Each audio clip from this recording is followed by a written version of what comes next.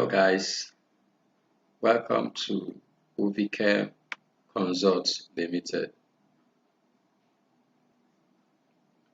an engineering, environmental services, training, safety and chemical company. Our contact details are on the screen. You could call us in any of the following mobile numbers. You could send us an email on our email address, housekeeping@yahoo.com. You can like our page on Facebook. You can follow us at www.facebook.com/housekeeping. You can also follow us on Instagram at www.instagram.com/housekeeping. You can follow us on Twitter as well at www.twitter.com/housekeeping1. Our YouTube channel is also on the screen. You can subscribe to our YouTube channel where you can have full details of our videos and updates of all our activities. Most especially, you can visit our website to get a complete package of our products and services. So today we are going to be looking at our monthly safety presentation, and it's on housekeeping. Housekeeping, a monthly safety presentation of Housekeeping Consult Limited. We are going to be looking at this topic, housekeeping, on 4 thematic areas. We are going to look at plain meaning of housekeeping. We're going to look at procedures for proper housekeeping. We're going to look at perils of neglecting housekeeping. And lastly, we look at profits of housekeeping. We start with the first thematic, which is plain meaning of housekeeping.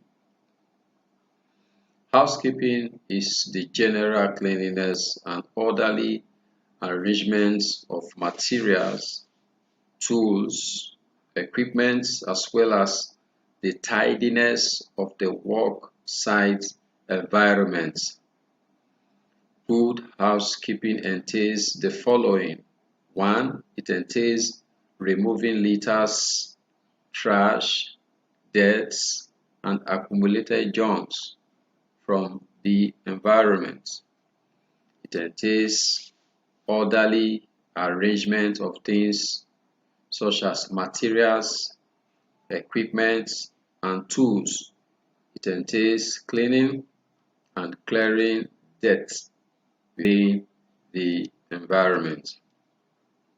We'll go to the second thematic, which is procedures for proper housekeeping. The procedures for proper housekeeping are as follows. 1. You sort. That means you get rid of unnecessary items. You look at your environment. Those items that you feel and think they are not relevant to your environment, you do all within your reach to get rid of every one of them. Number 2 procedure for proper housekeeping is that you store.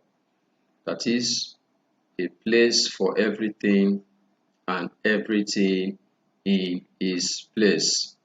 You make sure that for all your items, they are well placed or positioned in their appropriate place. Take for instance, you are working in a workshop, and in that workshop you have toolbox from which you have taken some tools, e.g. you've taken some spanners, you've taken some screwdrivers, you've taken some pipe wrench, and you are through with your work. It is expected that you get those equipment and tools back into the tools box, which is the right place for those equipment and those tools.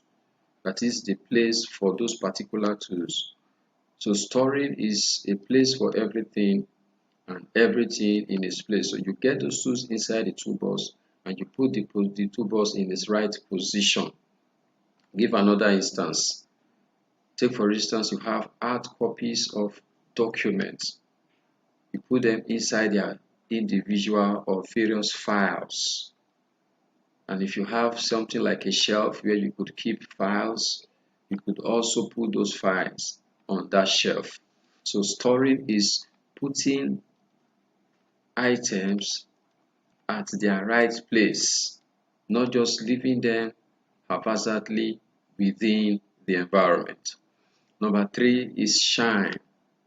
It entails you clean your work environment and equipment. You must make sure that your work environment is clean, is tidy, is void of debts, and you will make sure that the tools that you have worked with, let's say you have worked with spanners or you work with hammer, and there are grease or oily substance attached to them, you clean them so that they can shine and you could use them for another day. Then number 4 is standardize. You set standards for housekeeping. You make sure that housekeeping is what is to be done at every section and every department of your organization, or even as an individual in your home. Then number 5, you sustain. You train people to follow good housekeeping disciplines independently and monitor performance to ensure that standards are maintained. The next thematic is perils of neglecting housekeeping. When we neglect housekeeping, there are dangers. And one of the dangers or the perils of neglecting housekeeping is that it can lead to injuries of persons. When the work site environment or the home or the office is not well tidied or clean, persons could have cuts and persons could have tears. Another perils of neglecting housekeeping is ill health. People could fall sick, they could contract diseases as well. Another perils is accident. When the environment or the worksite environment, the home or the office is not properly clean and tidy, it could lead to accident. It could lead to fire hazard. Take for instance, you have a flammable substance and that flammable substance is close to a source of fire. Because of negligence of not keeping that flammable substance in its right or appropriate position, it could lead to fire hazard. It could lead to falling objects. It could lead to trips and fall. Another perils of neglecting housekeeping is that it could lead to environmental pollution.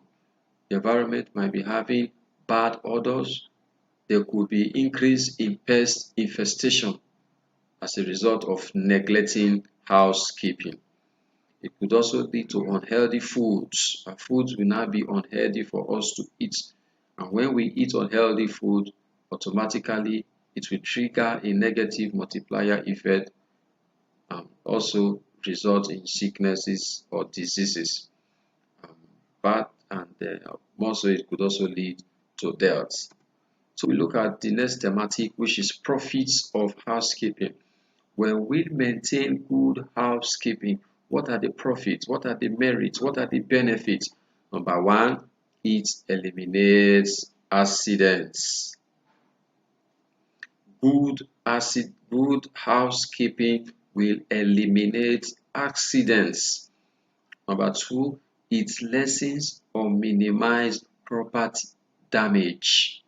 It guarantees good workplace appearance. When we keep to the standards of housekeeping, our workplace will look nice in appearance, and also our houses, our homes and offices will also look nice in appearance.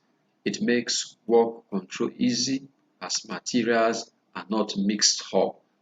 Yes, when items are not mixed up, when you don't mix up a toolbox with a first aid box which is meant to contain drawer, there's going to be easy identification of materials and items. It encourages better work habits. Good housekeeping creates space in the work environment. It provides better hygienic conditions leading to improved health. Lastly, it improves morals. When the environment is clean, the morals of personnel will be highly improved, and the tendency to be highly efficient, effective, and productive will be there. Thank you for listening.